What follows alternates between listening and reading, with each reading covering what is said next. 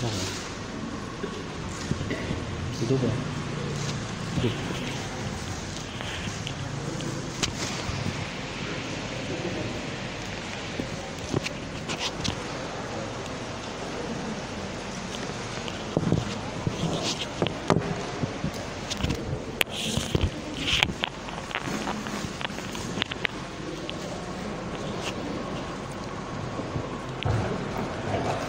Bismillahirrahmanirrahim.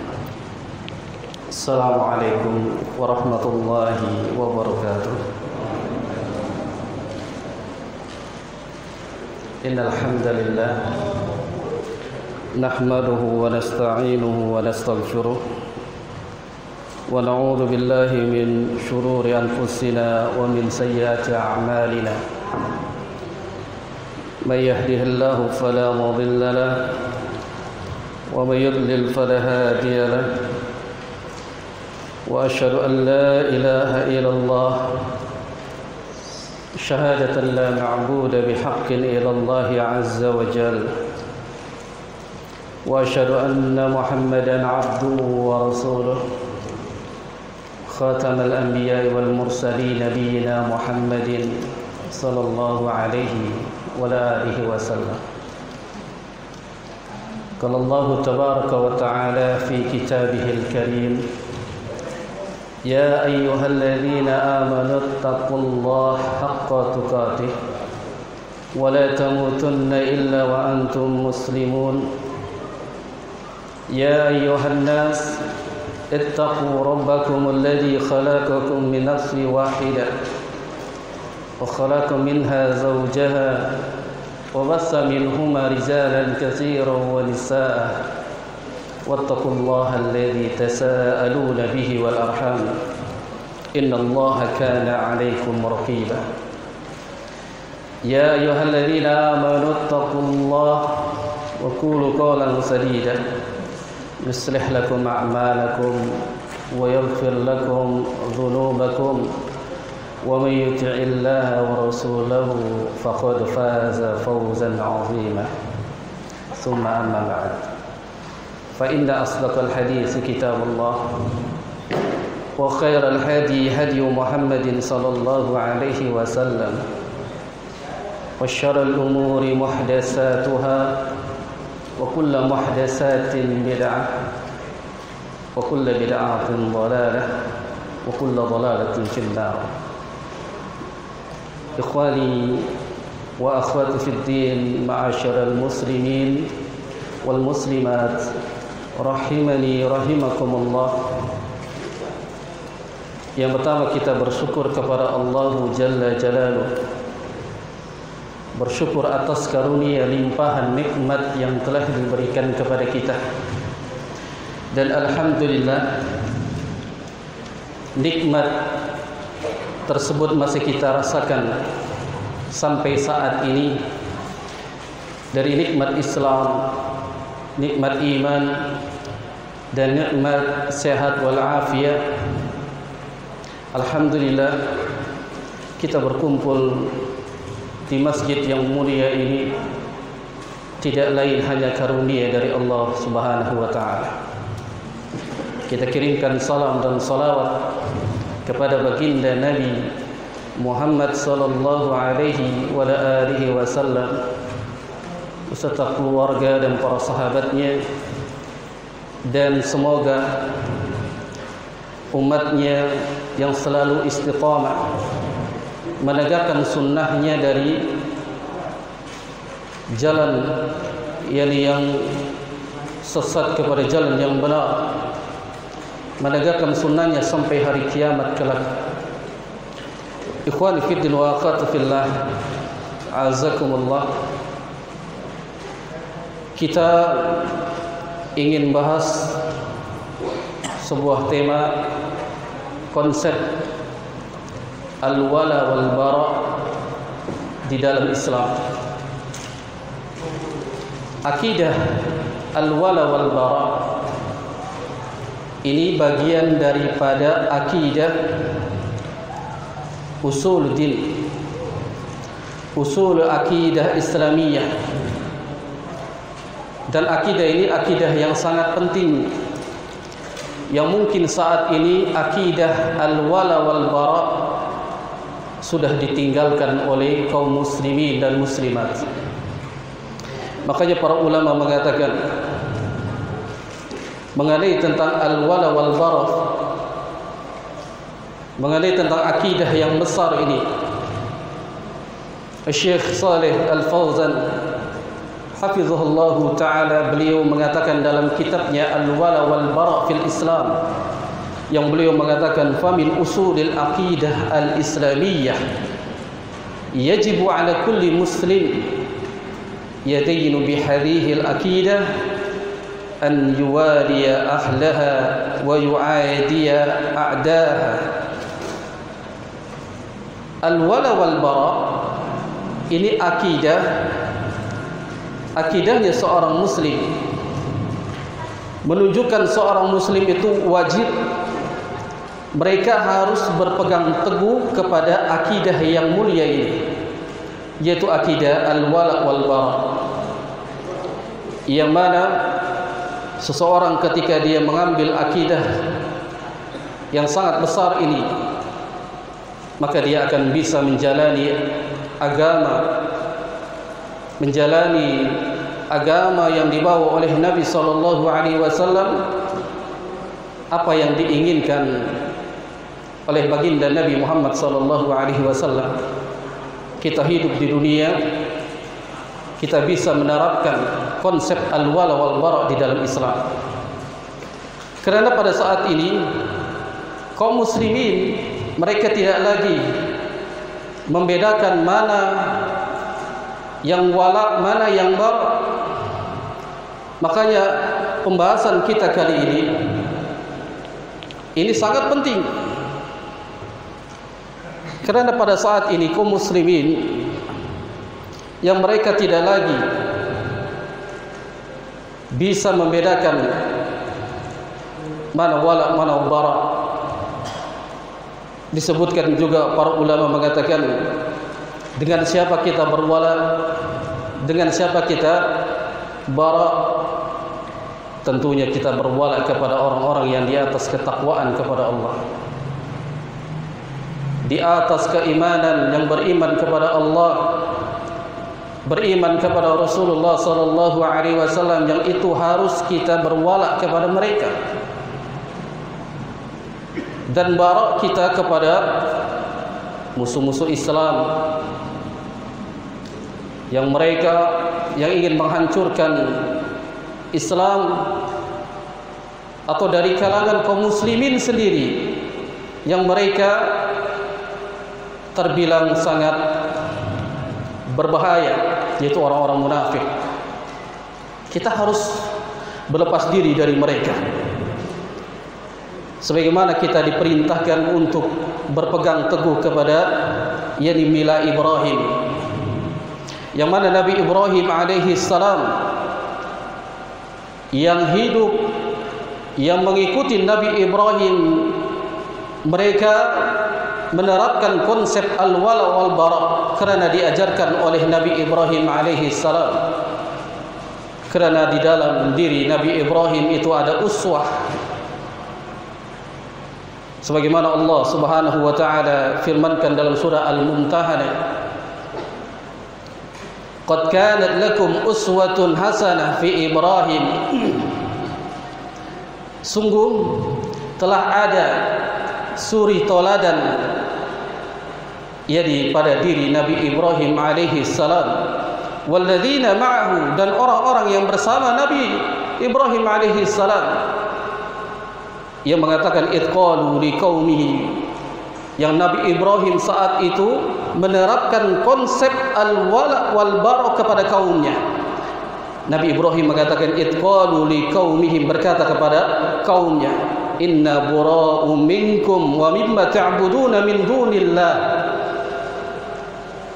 Perhatikan, akidah yang besar ini sudah dibawa oleh Nabiullah, oleh Nabi Ibrahim alaihi salam, yang mengatakan kepada kaumnya, sesungguhnya kami berlepas diri kepada kalian dari apa yang kalian sembah, yakni selain Allah Subhanahu wa taala. sudah diterapkan al-wala wal bara. Dan bahkan di dalam ayat yang mulia ini tidak hanya kepada kaumnya Nabi Ibrahim berlepas diri, namun ada bagian daripada keluarga di dalamnya, yaitu ayahnya. Walaupun ayahnya yang sangat dicintai, ketika dia menyekutukan Allah, dia beribadah kepada selain Allah, maka wajib bagi kita itu berlepas diri dari apa yang dia sembah. Dan ini konsep yang dijelaskan oleh para nabi dan rasul, yakni mengamalkan akidah al-wala wal bara di dalam Islam. Begitu besar agar kita menerapkan akidah ini. Lalu ikhwan fi din wa akhwat fillah, hazakumullah, al-wala wal bara, makna daripada al-wala ini maknanya adalah muwalatul muslim ikhwatihil muslimin wa mahabbatihim wa mahabbatud din. Makna daripada al-wala yaitu kita berloyalitas kepada seorang muslim,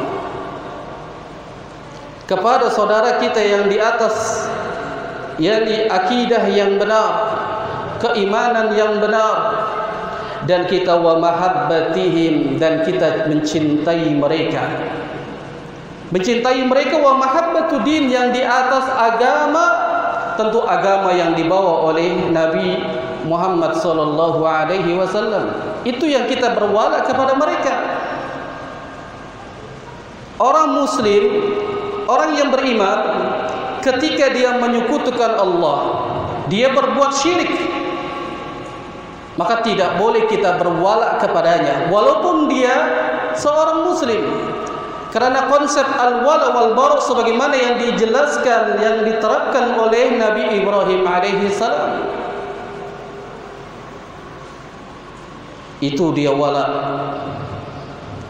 Sebagian lagi para ulama mengatakan al-wala ini maknanya adalah selain kita berloyalitas, masuk ke dalamnya yakni al-mahabbah wa nasrah, yang kita mencintai, kita menolong.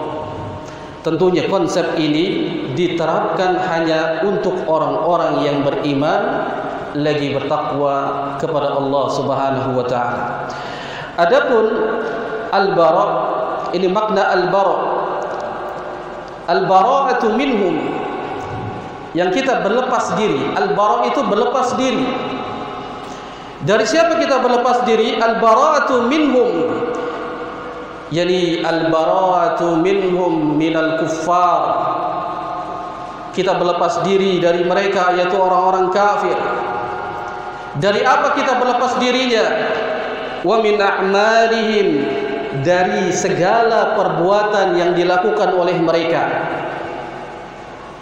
Dan juga kita berlepas diri wa ma'budatihim, dari apa yang dia sembah, kita harus berlepas diri. Dan juga wa'adatihim, dari kebiasaan mereka, dan kita harus berlepas diri. Ini makna al-bara.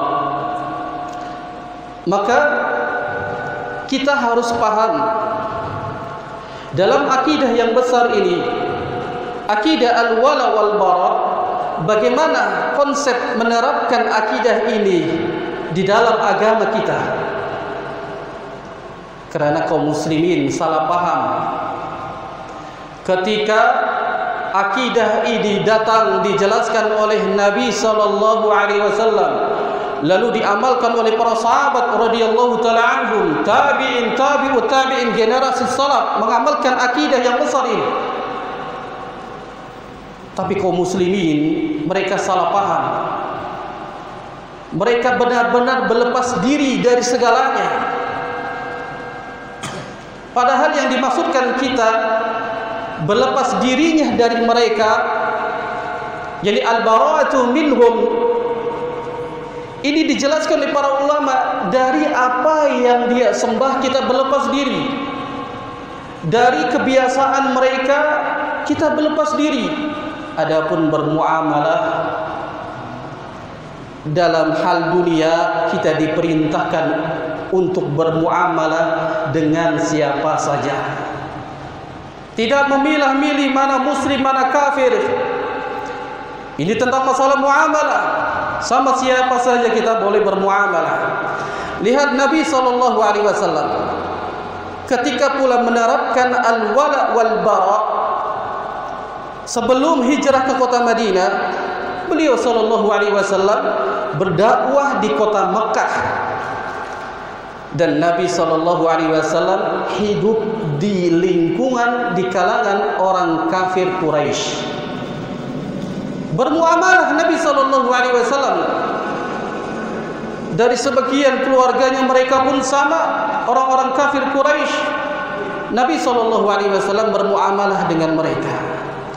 Namun ketika datang yang menjadi kebiasaan mereka, dari ibadahnya, dari kebiasaan berpakaiannya, dari kebiasaan jadi mengadakan perayaan-perayaan yang mereka lakukan, Nabi SAW bara'u minhum, berlepas diri dari mereka. Ketika datang ke kota Madinah, dan Nabi SAW pun menerapkan akidah al-wala wal bara ini, agar para sahabat tahu kita berwala wal bara harus paham, meletakkan akidah ini. Nabi SAW ketika hijrah ke Madinah, beliau SAW memiliki tetangga seorang Yahudi. Bagaimana perilaku Nabi kepada orang Yahudi tersebut? Apakah benar-benar berlepas diri dari segalanya? Tidak, ayolah ikhwah.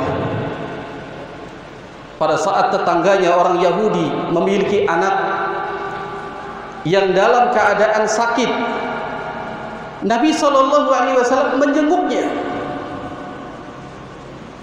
Namun ketika mereka merayakan perayaan-perayaan yang diagungkan oleh mereka, Nabi tidak berwala, bahkan berlepas diri. Ini yang harus kita tanamkan. Konsep al-wala wal bara pada saat ini sudah mulai ditinggalkan, mengatasnamakan toleransi. Boleh kita mengucapkan selamat hari Natal kepada orang-orang kafir. Toleransi yang kebablasan. Nabi SAW menerapkan al-wala wal bara. Mana yang harus kita berwala kepada mereka, mana yang harus kita bara.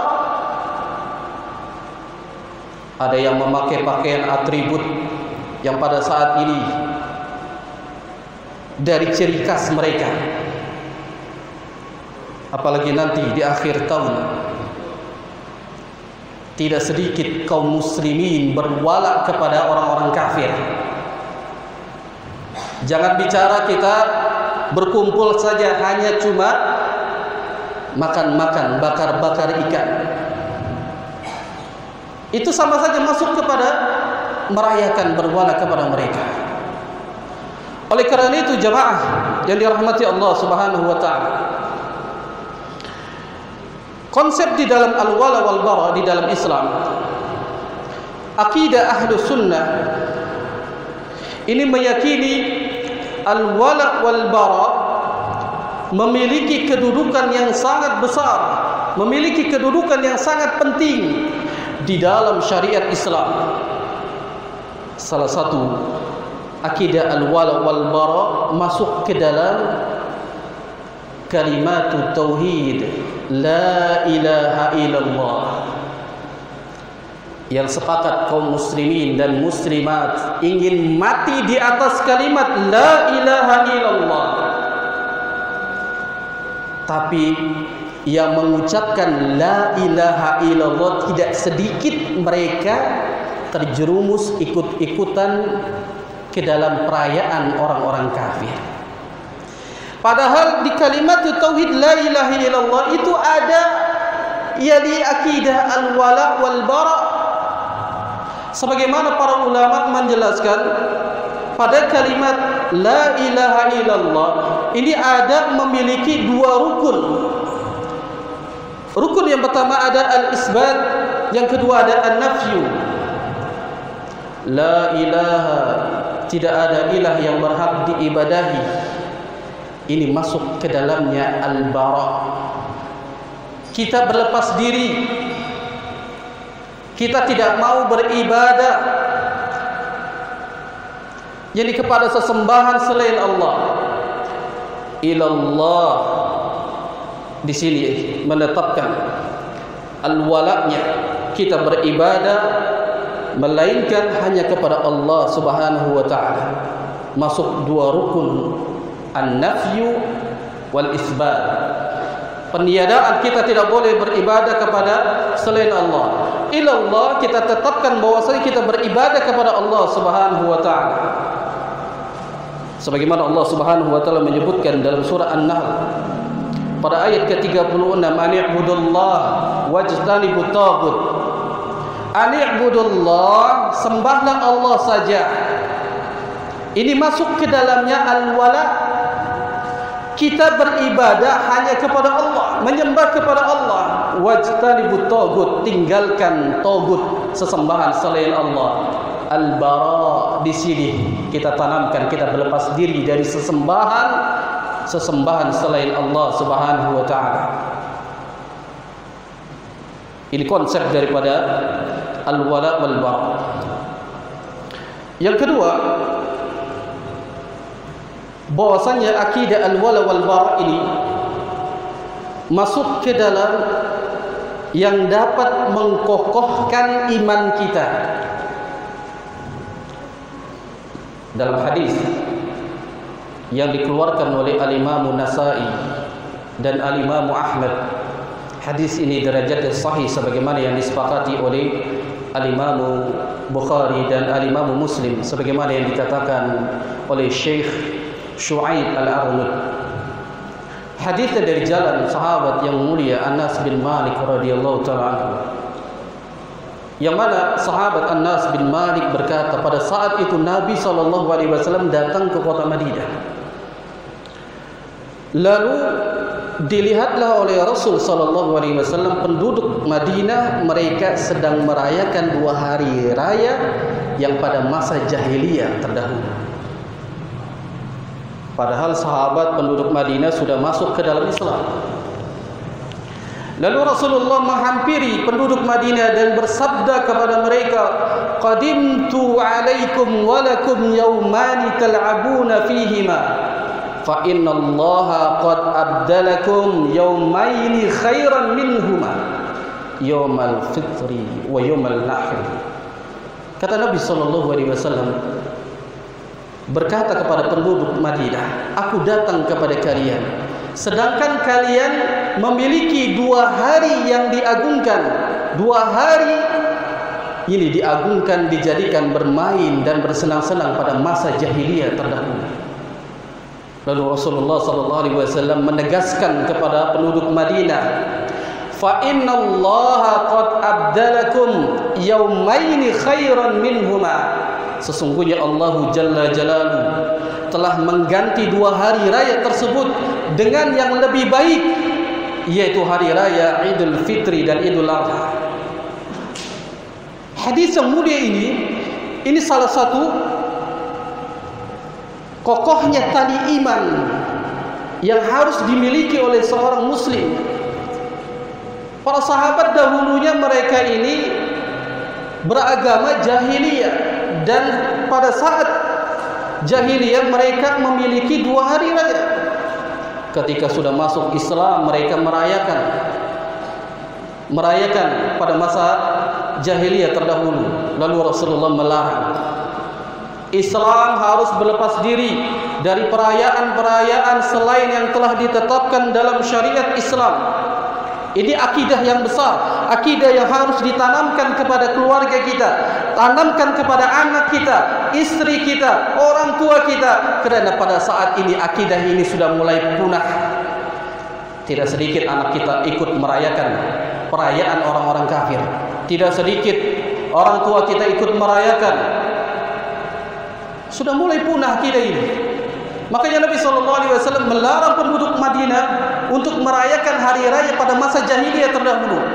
Allah telah menggantikan yang lebih baik, yaitu Idul Adha dan Idul Fitri. Dan ini menjadi kokoh keimanan para sahabat agar meninggalkan kebiasaan yang terdahulu. Oleh karena itu, faidah yang dijelaskan oleh para ulama, para sahabat saat itu baru saja hijrah ke Islam. Kalau akidahnya tidak kuat, imannya tidak kuat, mereka akan merayakan perayaan yang dahulu. Kalau kita sudah hijrah, namun kalau kita tidak menuntut ilmu, duduk dengan orang-orang saleh, kita akan kembali melakukan sesuatu pada masa kita jahil, sebagaimana para sahabat. Berarti orang yang merayakan pada saat ini, mengucapkan selamat perayaan orang-orang kafir, memakai atribut yakni menjadi simbol agama mereka, atau nanti merayakan di pergantian tahun mereka yakni memarakan acara malam itu, akidah dan imannya lemah. Ajarkan kepada keluarga kita, kita harus berlepas diri. Ini konsep daripada al-wala wal bara dalam Islam, agar kokoh iman kita untuk meninggalkan perayaan-perayaan yang diagungkan oleh orang-orang kafir. Oleh karena itu, dalam sabda Nabi SAW yang diriwayatkan dari Al-Bara' bin Azib radhiyallahu ta'ala anhu, yang mana Nabi SAW sabdakan, inna awsatu 'aral iman an tahibba fillah wa tabghada fillah. Tali simpul keimanan yang paling kuat, yang paling kokoh adalah mencintai karena Allah, membenci karena Allah. Kita harus membenci karena Allah Subhanahu wa ta'ala. Jika ada orang-orang Islam mengadakan acara perayaan orang-orang kafir, kita benci kepada mereka. Ini sikap kita barak kepada mereka. Sebagaimana makna yang di awal dijelaskan, kita berwala kepada orang muslim yang di atas keimanan yang benar, di atas ketakwaan kepada Allah Subhanahu wa ta'ala. Kalau seorang muslim itu dia melakukan sesuatu yang dilarang dalam syariat Islam, walaupun itu adalah bagian daripada keluarga kita, kita harus berlepas diri, marah, benci karena Allah Subhanahu wa ta'ala. Ini konsep daripada al-wala wal bara.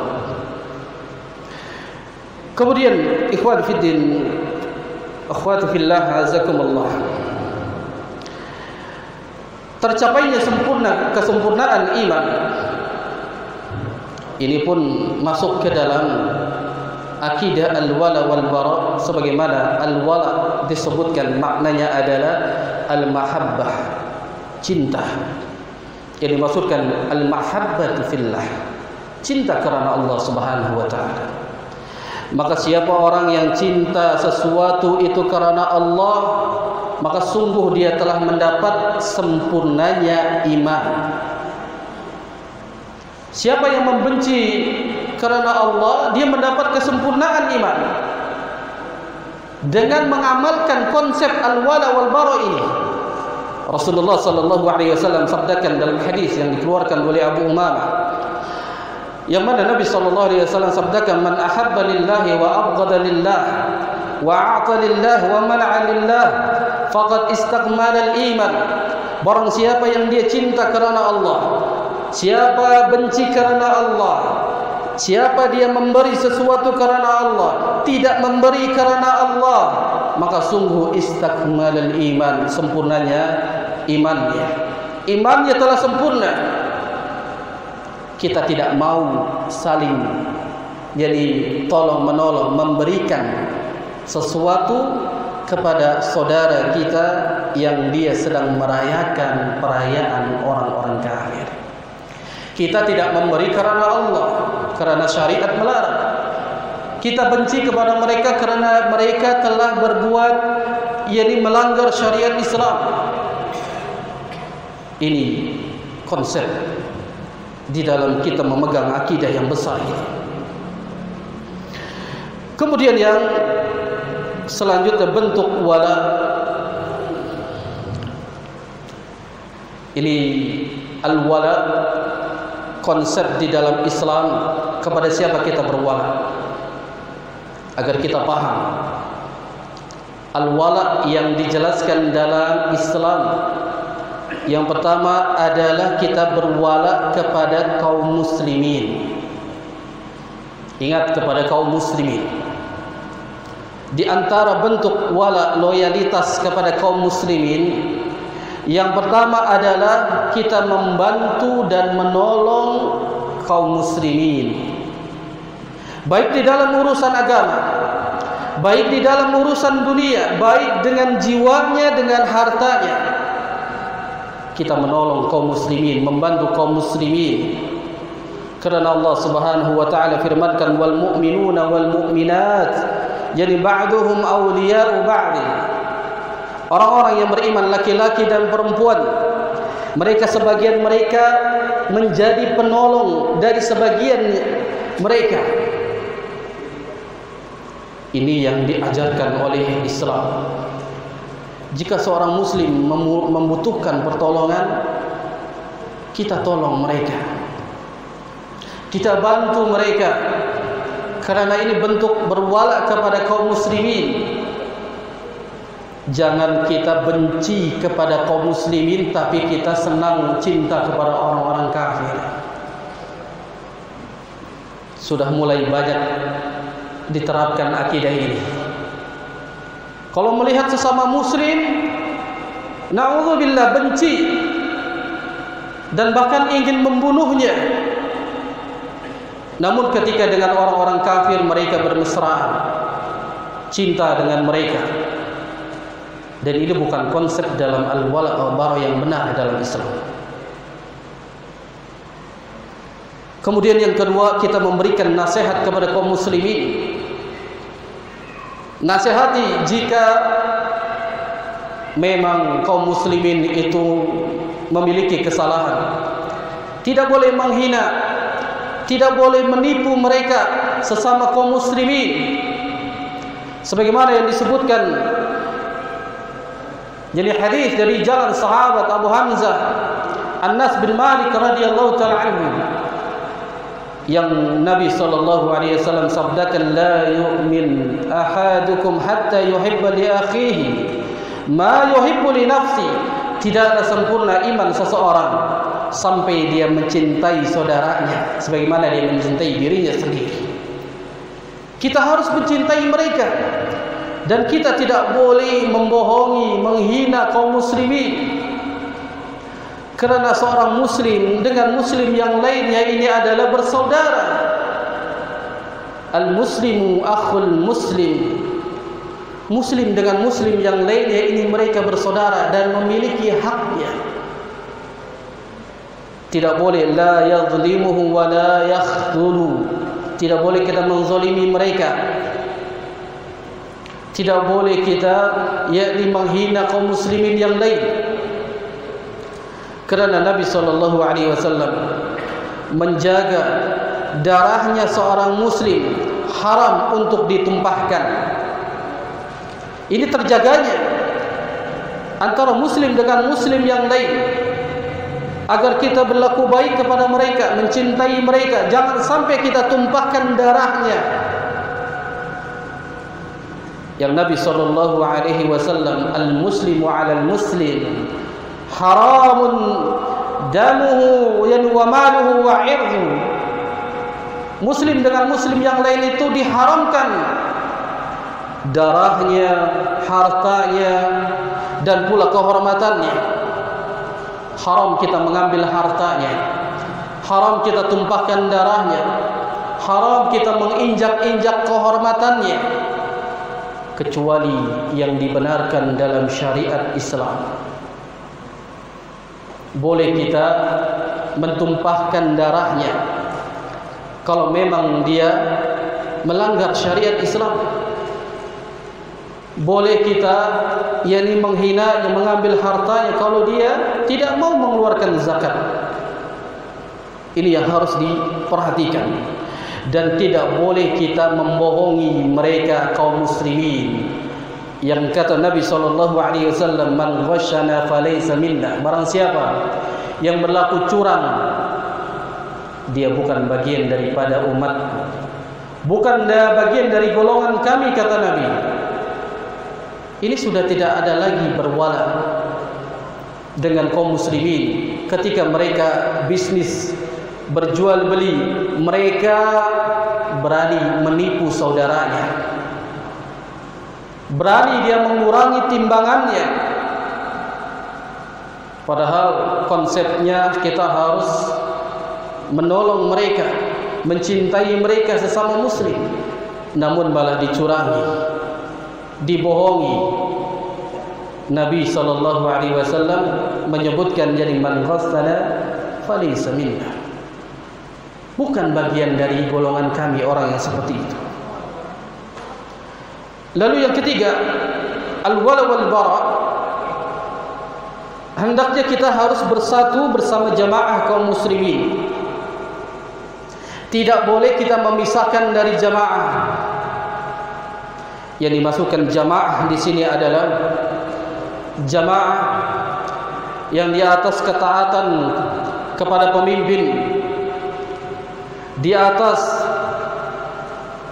kebenaran, yang dia tidak boleh memisahkan diri dari jamaah, dan dia saling tolong menolong dan beramar ma'ruf nahi munkar. Kerana konsep di dalam al-wala wal bara, Allah Subhanahu wa taala menyebutkan ta'awanu 'alal birri wat taqwa, tolong menolong di dalam berbuat takwa kepada Allah. Wala ta'awanu 'alal itsmi wal 'udwan, jangan saling tolong menolong di dalam berbuat dosa dan maksiat. Ini hendaknya kita harus tolong menolong di atas ketakwaan kepada Allah, tidak boleh memisahkan diri. Ini berwala wal bara. Yang keempat, bersikap lemah lembut terhadap orang yang lemah di antara kaum muslimin dan muslimat. Siapa orang yang ketika dia tidak berlemah lembut kepada sesama muslim, maka dia bukan bagian dari golongan Nabi SAW.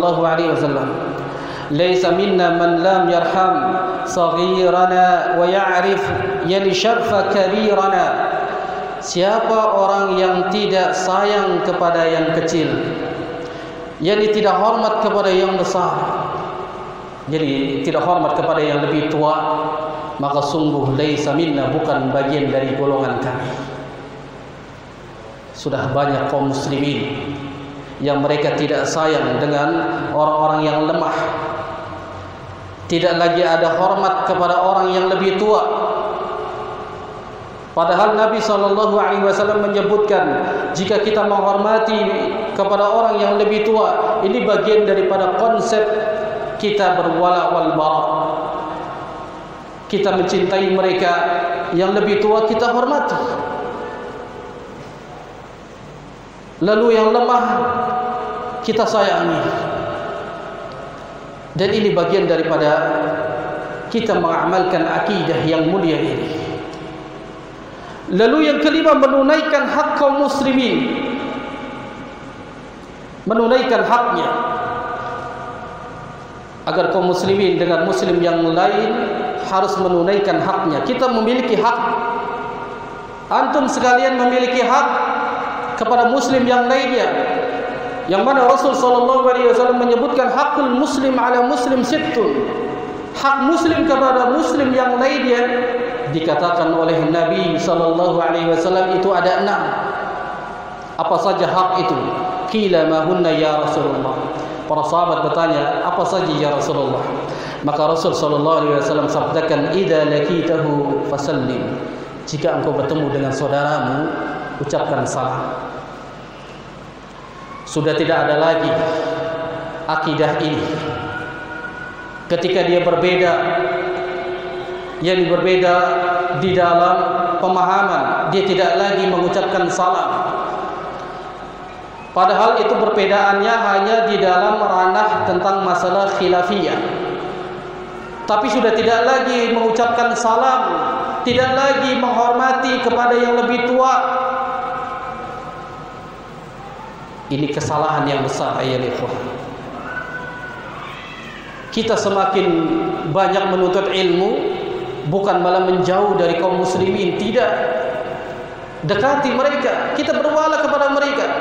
Selama seorang muslim itu tidak berbuat yakni syirik, menyekutukan Allah Subhanahu wa taala, kita wajib mencintai mereka.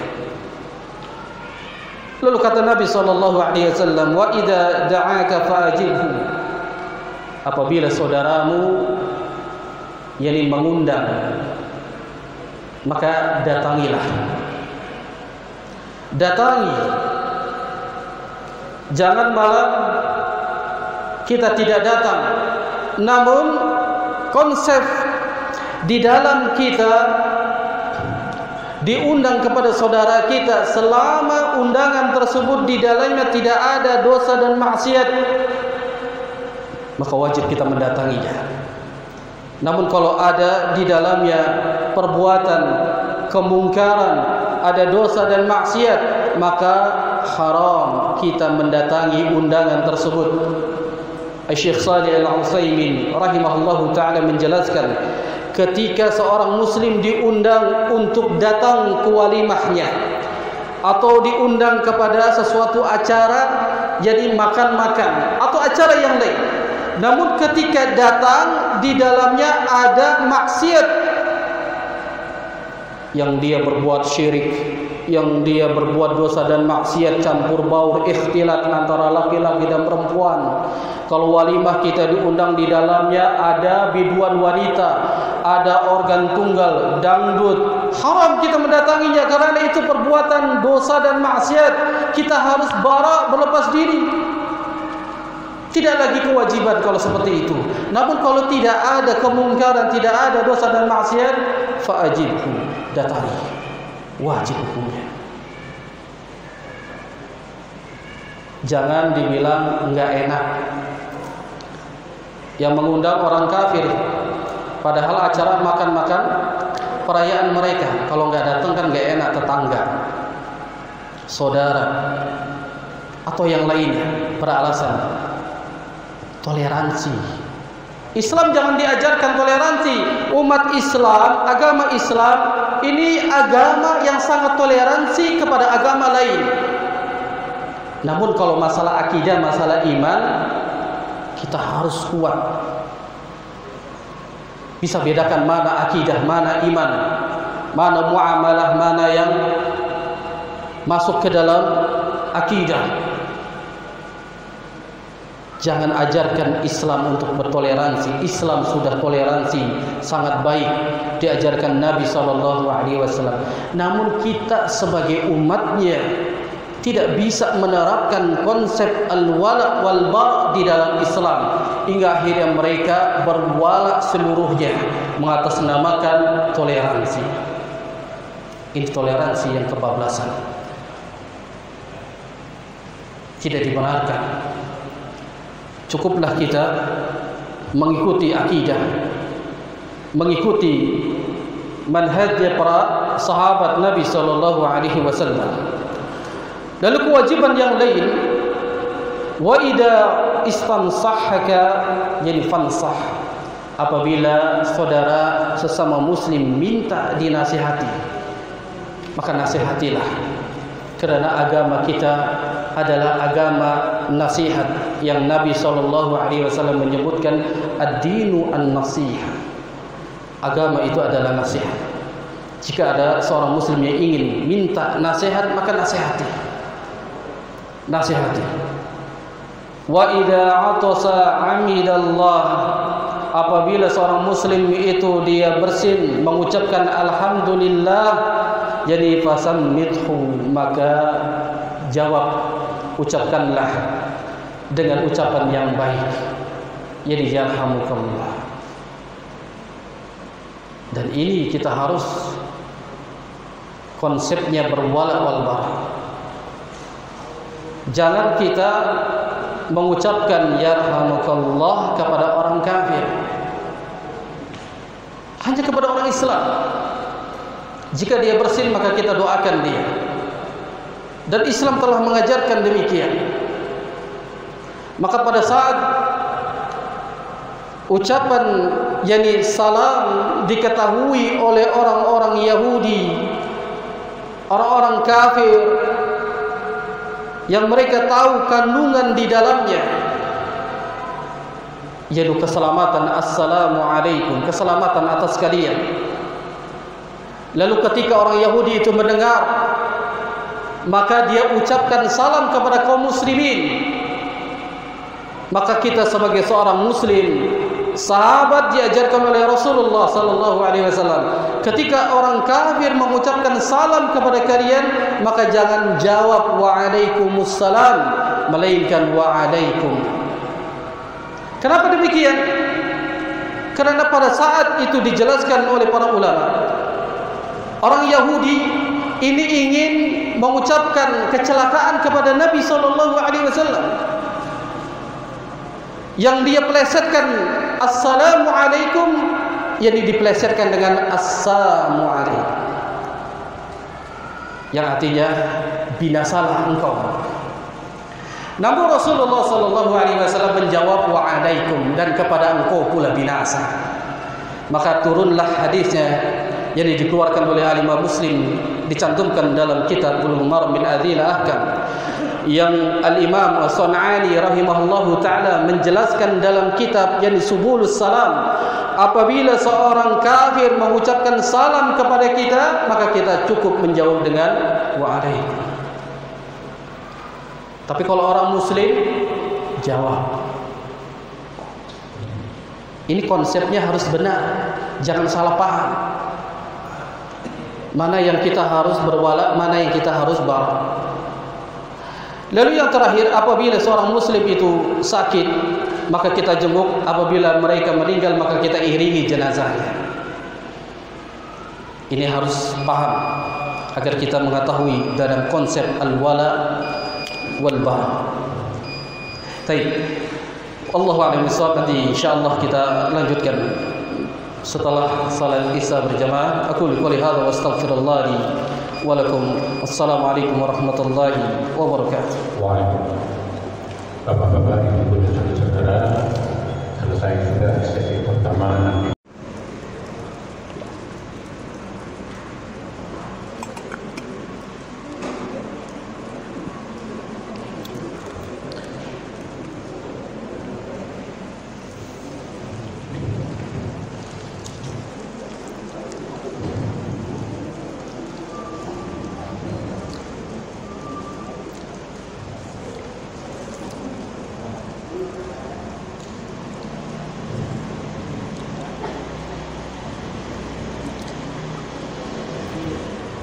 Bismillahirrahmanirrahim. Alhamdulillah. Alhamdulillahi Rabbil alamin. Wassalatu wassalamu ala Rasulillah wa ala alihi wa sahbihi wa man tabi'ahum bi ihsanin ila yaumiddin. Amma ba'd. Jamaah kaum muslimin dan muslimat rahimakumullah. Ada sebuah pertanyaan. Saya seorang muslim, bagaimana hukumnya mengucapkan selamat Natal? Sebagaimana yang telah kita jelaskan, hari Natal adalah hari perayaan orang-orang kafir, yang mereka meyakini bahwasanya kelahiran Nabi Isa alaihissalam ini sebagai Tuhan mereka. Makanya kalau kita mengucapkan selamat Natal kepada mereka, berarti bertentangan dengan firman Allah Subhanahu wa taala. Jadi pada surat Al-Ikhlas Allah Subhanahu wa taala menyebutkan qul huwallahu ahad. Katakanlah Allah itu Maha Esa. Berarti kalau dia mengucapkan selamat Natal kepada mereka, berarti dia menyetujui tentang adanya selain Allah Subhanahu wa taala, dan ini hukumnya haram. Hendaknya seorang muslim itu harus berlepas diri dari mereka orang-orang kafir yang menjadi perayaan atau simbol dari perayaan mereka. Maka selain seorang muslim tidak boleh mengucapkan selamat Natal.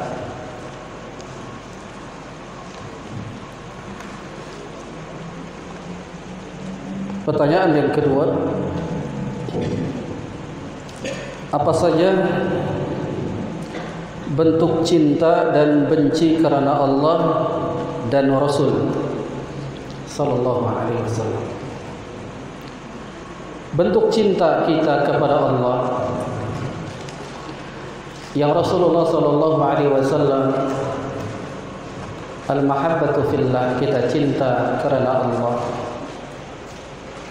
Apabila seorang muslim itu yang dia di atas ketaatan kepada Allah, maka kita mengucapkan uhibbuka fillah, saya mencintaimu karena Allah, karena dia di atas ketaatan kepada Allah. Dan kita harus ini ada pada diri kita, berwala semacam ini. Siapapun dia,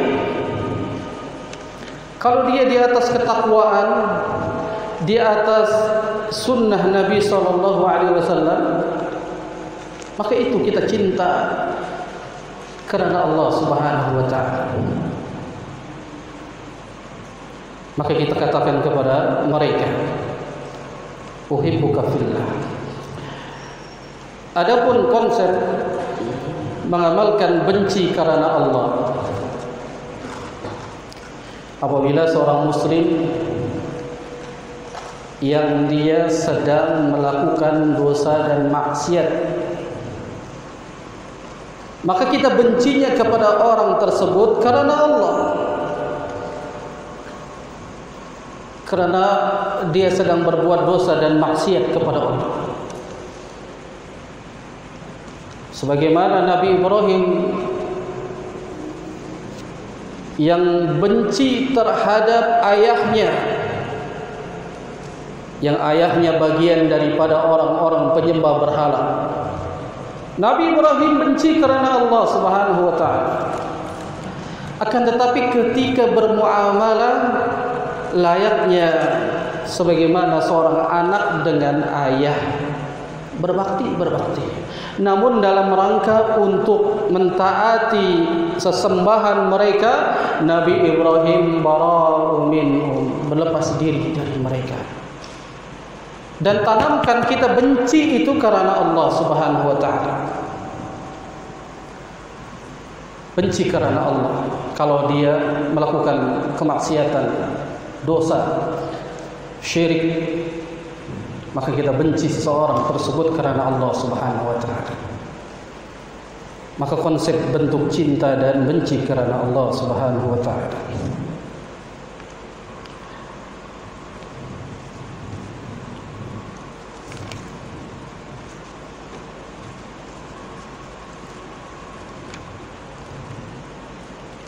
Bismillah. Afwan Ustaz.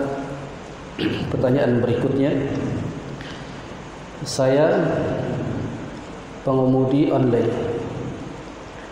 Apabila saya mendapatkan order ke gereja atau tempat ibadah umat agama lain, lalu saya selalu cancel, apakah tindakan ana benar? Jazakumullahu khairan wa iyyakum. Konsep dalam kita terhadap orang-orang yang berprofesi ojol, jika memang mereka secara terang-terangan jelas minta diantarkan kepada jadi tempat ibadah mereka. Jika menyatakan demikian, maka kita harus barak, tidak boleh masuk ke dalam konsep ayat yang mulia, yakni la ta'awanu 'alal ismi wal 'udwan, yang dia nanti akan dimasukkan saling tolong menolong di dalam berbuat dosa dan maksiat kepada Allah. Kalau memang dia langsung sebagaimana Rasulullah sallallahu alaihi wasallam sabdakan, jika ada seorang muslim mendatangi seorang kahin, seorang dukun, maka kata Nabi sallallahu alaihi wasallam, dia mendatanginya saja, jadi salatnya la tuqbal arba'ina laila, tidak diterima selama 40 malam, 40 hari. Nah, konsep ini, jika ada yang mengantarkan seseorang ke tempat perdukunan, maka dia layaknya sama adal ismi wal udwan. Dan ini dikiaskan juga sama kita mengantarkan seseorang ke dalam ibadah mereka. Kalau itu nampak, ya, jelas dia minta diantarkan. Namun kalau dia tidak mengatakan, lo antarkan saja, kemudian ternyata dia ke tempat ibadah mereka, maka hal ini tidak mengapa. Akan tetapi kita harus berlepas diri dengan hati. Maka kata Nabi SAW, hendaknya dia ingkari fi qalbihi ad'aful iman. Maka itulah selama-lamanya iman. Kalau memang dia tidak bisa mengingkari, yakni dengan tangannya, dengan lisannya, lalu ingkari dengan hatinya. Okay. Jadi tindakan kalau memang dia jelas minta diantarkan ke tempat ibadah, maka cancel, maka tidak mengapa, karena dia masuk ke dalam yakni perayaan ibadah-ibadah yang dilarang kita untuk bekerja sama dengan mereka. Kecuali konsep kita agar kita berwala kepada mereka, ini kan sedang merayakan perayaan mereka atau sedang beribadah di tempat ibadah mereka. Dan sebagian ormas, sebagian ya oknum, mereka sibuk menjaga tempat ibadah mereka atau menjaga mereka orang-orang kafir sedang beribadah. Dan ini haram, tidak boleh. Umat muslim itu harus berlepas diri. Adapun yang datang dari pemerintah lalu ditugaskan seorang ya polisi, tentara untuk menjaga mereka beribadah, ini hak pemerintah. Pemerintah itu wajib dia melindunginya. Karena negara kita ini bukan ya sebagaimana negara yang di Timur Tengah. Maka itu tugas mereka pemerintah. Tapi kalau ormas, individu, maka tidak boleh. Ta'awanu 'alal ismi wal 'udwan. Termasuk bagian daripada berbuat dosa dan maksiat. Wallahu a'lam bishawab. Pertanyaan berikutnya, apakah perayaan ulang tahun kelahiran termasuk kebiasaan mereka yang harus kita lepaskan? Nah, ulang tahun bukan dari Islam. Ulang tahun masuk ke dalam ini kebiasaan orang-orang kafir. Makanya Syekh Shalih Al-Fauzan mengatakan dalam kitabnya Al-Wala wal Bara fil Islam, yang beliau mengatakan tidak boleh kita tasyabbuh yakni minhum kepada mereka dalam rangka yakni adatihim, kebiasaan, mengikuti kebiasaan mereka.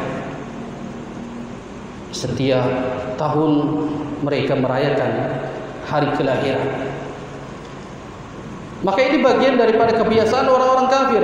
Orang Islam hendaknya dia tidak boleh merayakan dan tidak boleh mengikuti mereka. Karena Rasulullah sallallahu alaihi wasallam ketika bersabda kepada para sahabat yang masih melakukan perayaan-perayaan di masa jahiliyah, Rasulullah sallallahu alaihi wasallam sabdakan, "Man tashabbaha biqaumin fahuwa minhum." Barang siapa yang menyerupai suatu kaum, maka dia bagian daripada golongan mereka. Ulang tahun bagian daripada orang-orang kafir, maka bagian daripada mereka. Maka tidak ada hari kelahiran, ulang tahun dalam Islam. Islam tidak memiliki.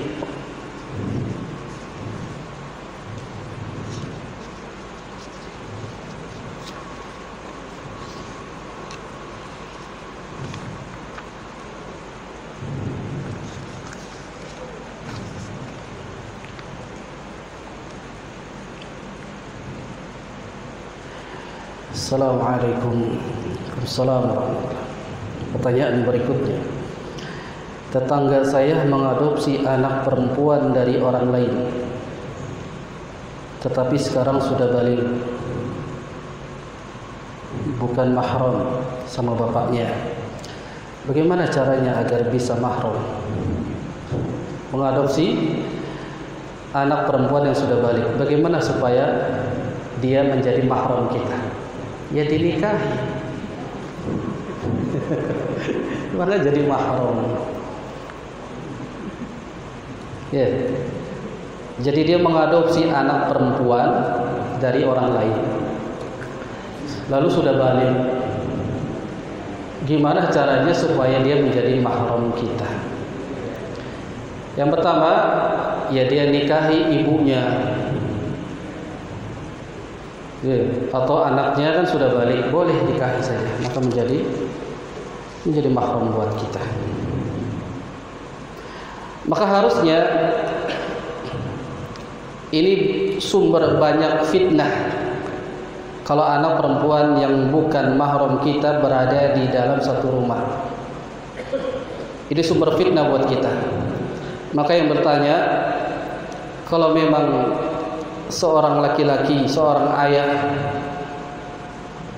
maka hendaknya banyak-banyak berdoa kepada Allah agar tidak terjerumus ke dalam sesuatu yang diharamkan Allah. Karena Rasulullah sallallahu alaihi wasallam ketika bersabda mengenai tentang ipar, kata Rasulullah, "Alhamu maut." Ipar itu adalah maut. Ipar itu bukan mahram kita, dan kata Nabi dia adalah kematian. Yang dimaksudkan, mudah sekali banyak orang terjerumus perselingkuhan dengan iparnya karena satu rumah, atau mungkin dia tidak satu rumah lalu dia bergaul bebas, tidak menjaga batasan mana yang mahram, mana yang tidak. Apalagi ini anak adopsi, maka dipulangkan atau segera dinikahkan dengan orang lain atau dinikahkan dengan ayahnya. Demikian, wallahu a'lam.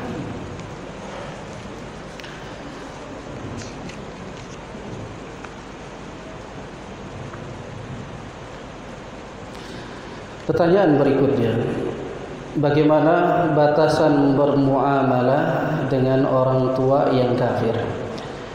Bolehkah mengunjunginya 1-2 hari setelah perayaan mereka?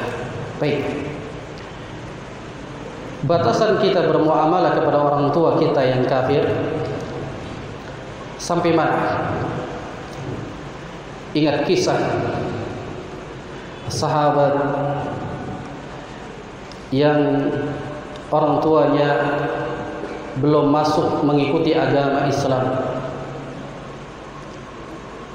yakni Abul As, yang pada saat itu dia ikut Nabi SAW, lalu orang tuanya tetap keadaan kafir. Pada saat orang tuanya meminta agar anaknya kembali kepada agama yang dahulu, lalu sahabat ini tetap tidak mau kembali. Lantas sampai mengancam ibunya tidak mau makan atau yang disebut dengan mogok makan. Makanya kalau ada yang mogok makan itu sunnahnya orang-orang kafir. Maka ketika itu datang kepada Nabi SAW, sahabat ini Sa'ad bin Abi Waqqas menceritakan perihal dirinya dengan ibunya. Ya Rasulullah, ibuku telah mengancamku tidak makan sampai aku kembali kepada agama kafir.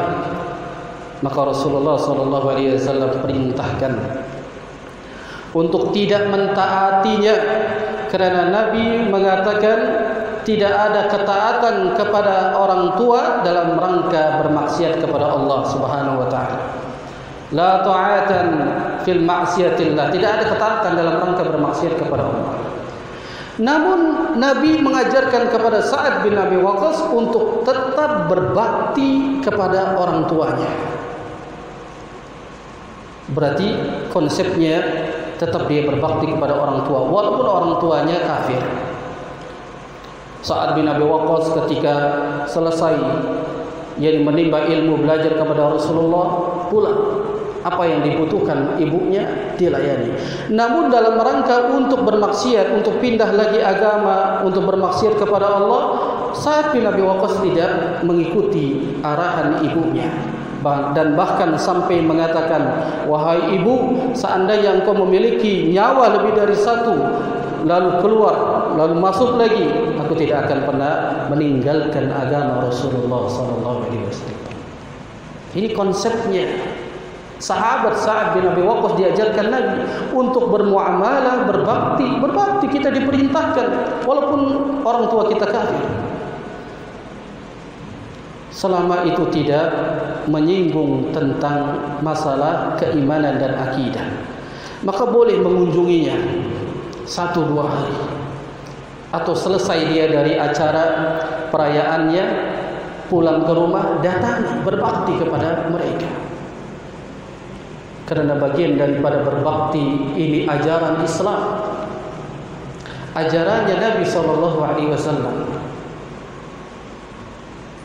Maka tidak mengapa datangi. Yang kedua, jika ada tetangga yang kafir memberikan makanan ke rumah tapi tidak diberitahukan dalam rangka apa, bolehkah diterima? Kalau memang makanan itu jenis makanan yang tidak sesembelihan, yang menjadi simbol untuk menyembelih perayaan mereka, maka tidak mengapa, makan, ambil. Kalau dia ragu, maka lebih baik tinggalkan. Diterima tapi jangan ditolak, ya. Terima tapi ditinggalkan, jangan dimakan. Karena seseorang yang ketika dia meninggalkan perkara yang syubhat, perkara yang meragukan, kata Nabi, dia telah menyelamatkan agamanya. Kalau dia ragu, tinggalkan. Kalau dia pada hakikat dia memberikan dan dia tidak mengatakan apa-apa, terima. Kalau mau dimakan, dimakan. Makanya di sini ada khilaf kalangan para ulama. Apakah boleh kita makan dari makanan ya perayaan mereka? Sebagian ulama mengatakan makan boleh, kecuali dari sesembelihannya. Karena sesembelihannya mereka diperuntukkan untuk selain Allah Subhanahu wa taala. Sebagian ulama mutlak tidak dimakan. Wallahu a'lam bishawab.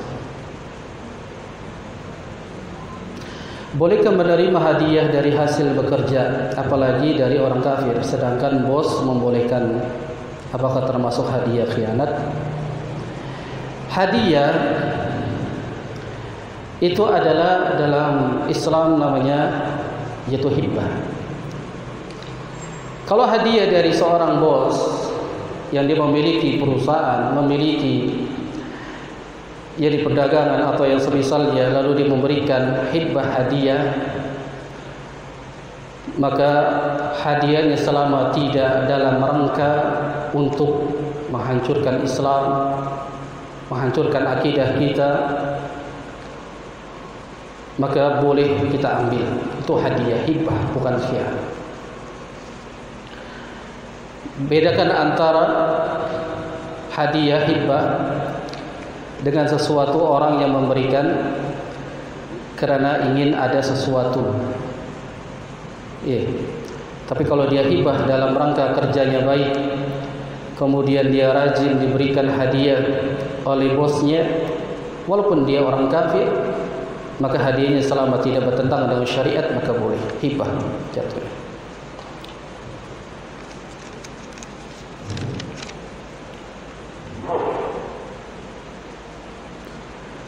Baik, ini sudah. Jika ada teman mengucapkan selamat Natal, apakah harus kita tegur? Kalau ada teman saudara kita mengucapkan selamat Natal, apa yang harus kita lakukan? Maka ucapan selamat Natal adalah kemungkaran. Maka yang harus kita lakukan adalah menegurnya. Rasulullah SAW bersabda, "Idza ra'aita munkar," apabila kalian melihat satu kemungkaran, falyataghayyir biyadihi, maka ingkari kemungkaran itu dengan tangannya. Fala yastati', apabila dia tidak sanggup, maka dengan lisannya. Falyataghayyir bilisanihi, dengan lisan sampaikan bahwasanya umat Islam adalah haram mengucapkan selamat Natal kepada orang-orang kafir. Sampaikan, ini kewajiban amar ma'ruf nahi munkar kepada mereka. Karena Nabi menyebutkan demikian. Idza ra'aita munkar, jika melihat kemungkaran, falyataghayyir biyadihi falyastati' fa bilisanihi. Lisan juga tidak bisa, takut misalkan dia tidak mau atau dia tidak sanggup untuk mengatakan dengan lisan, maka ingkari dengan hatinya. Jadi falyataghayyir fa bi qalbi. Dengan itulah selemah-lemahnya iman. Maka tegur teman yang mengucapkan selamat Natal tersebut. Tidak layak seorang muslim mengucapkan demikian. Karena kita Islam dalam masalah akidah, masalah iman, ini ada konsep beragama. Bedakan antara iman, akidah yang menjadi pendirian kita. Kalau itu menyangkut ke dalam masalah iman, masalah akidah, masalah agama, masalah tentang beribadah, maka tidak boleh kita berloyalitas kepada mereka. Karena Allah Subhanahu wa taala menyebutkan wa lakum dinukum waliyadin. Jelas. Beda, itu sesembahan mereka, kita punya sesembahan sendiri. Namun dalam masalah muamalah kita sudah jelaskan, kita harus baik kepada mereka. Tidak boleh membencinya. Nabi SAW tidak pernah membenci orang-orang kafir selama mereka tidak memerangi Islam, yang disebut dengan kafir zimmi. Maka di dalam negara kita ini semuanya non muslim yang beragama selain Islam, mereka ini kafir zimmi yang mendapat keamanan dari pemerintah. Maka tidak boleh kita lukai, tidak boleh kita hancurkan. Makanya ada akidah-akidah yang menyimpang. Begitu dia melihat orang kafir, langsung lempar bom. Itu bukan Islam. Kita berlepas diri dari orang tersebut yang mengebom sana, ngebom gereja sini, mengebom lagi gereja sana. Itu bukan Islam, dan kita harus berlepas diri walaupun dia statusnya Islam. Karena Islam tidak mengajarkan demikian. Wallahu a'lam bishawab.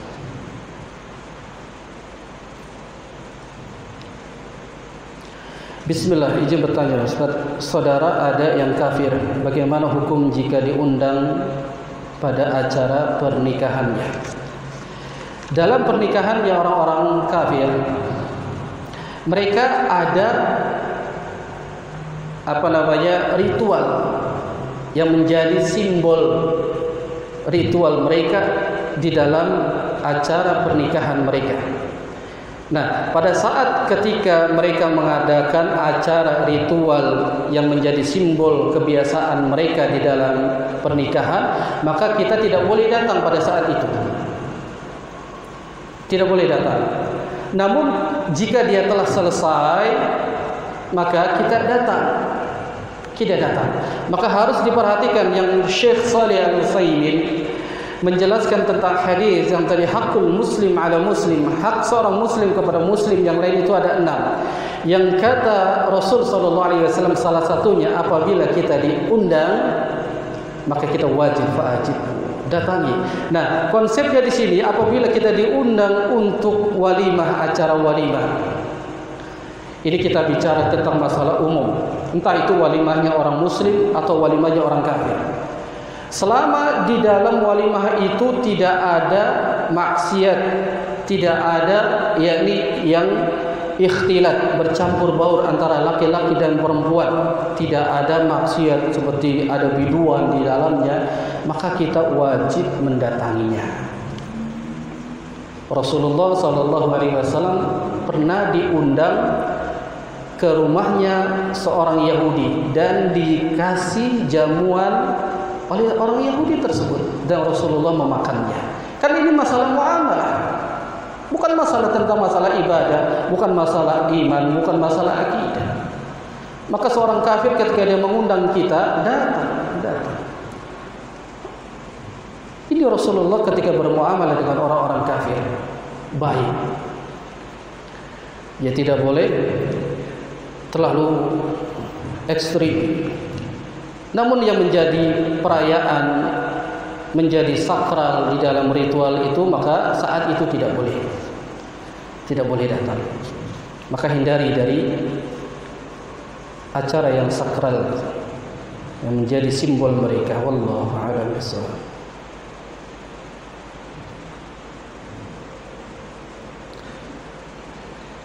Pertanyaan berikutnya, jika hijrah itu berpindah dari tempat buruk ke tempat yang baik, bagaimana jika di lingkungan keluarga sendiri bisa menjadi pengaruh buruk kepada kita? Latar belakang saya menanyakan hal ini karena di keluarga saya masih melazimkan pacaran. Bahkan hampir setiap malam saudara dan orang tua saya membawa pasangan yang belum sah ke dalam rumah. Jujur saya sedih melihat keluarga saya seperti ini. Saya seperti berjuang sendiri untuk berusaha istiqomah. Mohon nasihatnya, Ustaz. Curhat. Baik. Ini salah satu ujian buat kita.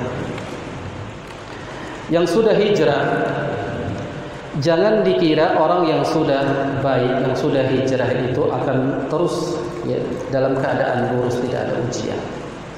Namanya dakwah pasti ada ujian. Rasulullah ketika dakwah ujiannya berat. Para sahabat pun demikian. Ketika sudah hijrah masuk Islam berat. Dan kita ketika sudah hijrah menjadi yang lebih baik, yang dahulu kita jahil, lalu kita sudah hijrah menjadi yang lebih baik. Lalu bagaimana sikap kita? Di keluarga masih banyak hal-hal yang berbau ya maksiat, kemungkaran. Bagaimana kita menyikapi ini? Maka kita sebagai anak, atau mungkin kita sebagai orang tua atau saudara, masuk ke dalam tadi hadis Rasulullah sallallahu alaihi wasallam. Yang pertama, jika dia bisa mampu mengingkari satu kemungkaran tersebut, yakni dengan tangannya, maka ingkari, cegah dengan tangannya, karena itulah perintah Rasulullah sallallahu alaihi wasallam. Fa idza ra'aita munkaran falyataghayyar bi yadihi. Cegah. Tidak bisa dengan lisan sampaikan bahwasanya ini tidak boleh dalam Islam pacaran, lalu tidak boleh membawa pasangan yang bukan mahram dalam rumah, sampaikan. Namun kita menyampaikan dengan hikmah, dengan akhlak dan adab yang baik. Terkadang kita sudah berilmu, sudah ngaji di mana-mana, namun ketika kita menyampaikan ya satu nasihat kepada orang tua, saudara, kemudian anak, ya kepada orang tua kepada anak, atau kepada saudara muslim kita yang lain, namun tidak dengan adab dan akhlak, Walaupun kebenaran yang kita sampaikan benar, tapi akhlak adabnya tidak dia sampaikan, tidak diterapkan, maka tidak akan diterima oleh dirinya. Jadi kita sampaikan itu, bahwasanya memasukkan seorang yang bukan mahram ini adalah kemaksiatan, dosa, sampaikan. Tapi dengan hikmah, dengan bijak. Itu yang harus dilakukan. Kalau tidak bisa juga, nggak sanggup dia, maka dia ingkari dengan hatinya. Rasulullah menyebutkan al-aful iman, selemah-lemahnya iman itu orang. Jika ada ada orang yang membuat kemungkaran lalu dia tidak bisa mencegah tangannya, lisannya tidak bisa, maka ingkari dengan hati. Namun konsep hadis ini dijelaskan oleh Al-Imam Ibnul Qayyim Al-Jauziyah rahimahullahu ta'ala ketika menjelaskan makna agar kita mengingkari dengan hati. Beliau katakan pindah, meninggalkan tempat tersebut. Kalau memang dia sanggup bisa keluar dari rumah tersebut, mampu dia untuk keluar dari rumah tersebut karena dinasihati dengan tangan, lisan, tidak bisa, maka pindah, keluar. Kalau dia sanggup, itu yang diterapkan, yang dijelaskan oleh Ibnul Qayyim Al-Jauziyah rahimahullahu ta'ala. Kalau dia tidak bisa, maka tetap ingkari dengan hatinya, dan banyak-banyak bertaubat kepada Allah, dan banyak-banyak berdoa kepada Allah. Semoga Allah memberikan taufik hidayahnya kepada keluarganya yang masih melakukan dosa dan maksiat. Berdoa kepada Allah. Tidak ada yang tidak mungkin kalau Allah memberikan taufik hidayahnya kepada keluarganya. Demikian, wallahu a'lam bishawab.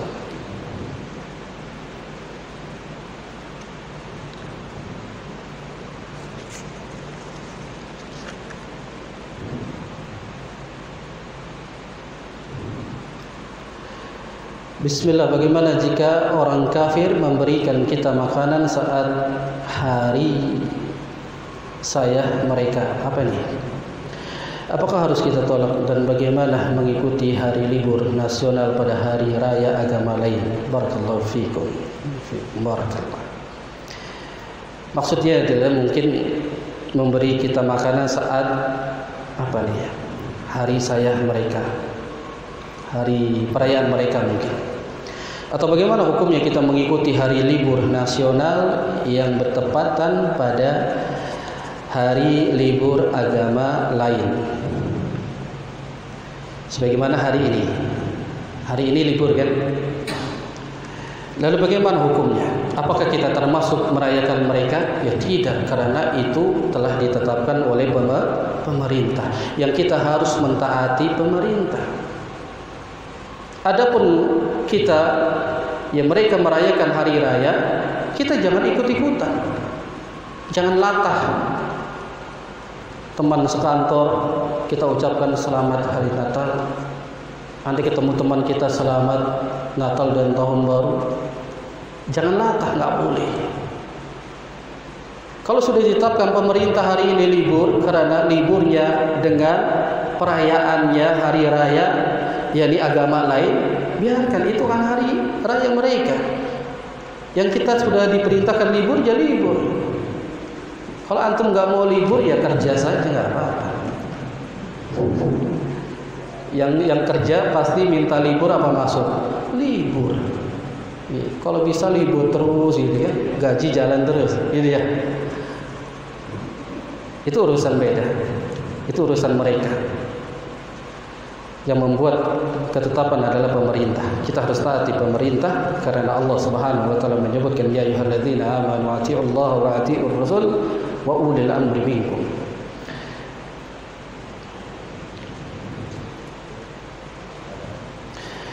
Bagaimana pandangan kita untuk saat ini ada kejadian untuk menentukan sikap supaya ketenangan dan kedamaian?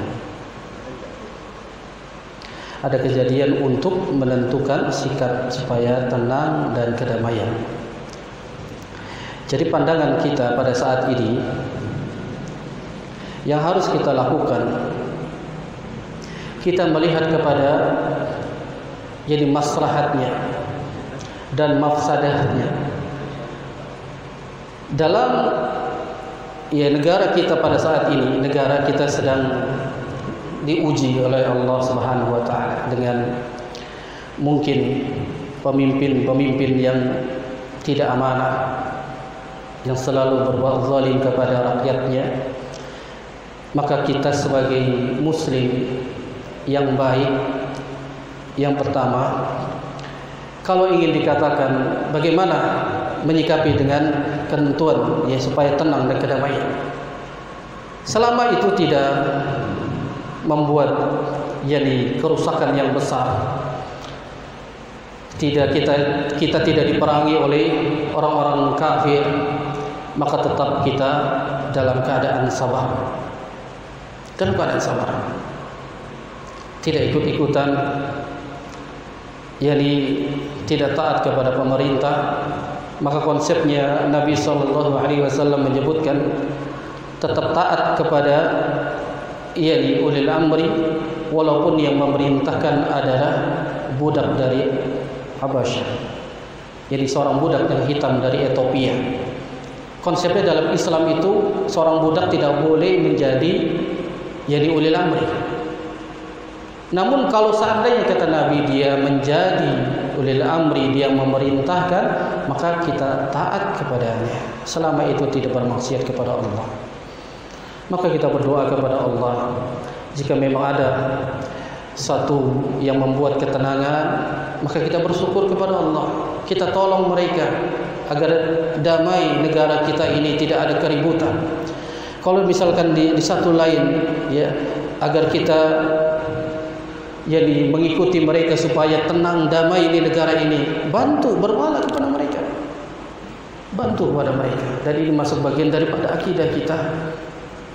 Kalau memang itu satu jalan untuk menjadikan tenang negara kita, tidak menjadi saling ribut, membunuh muslim dengan muslim yang lainnya, kalau memang itu ada satu konsep yang membuat damai negara kita, maka kita dukung mereka dan kita tolong mereka.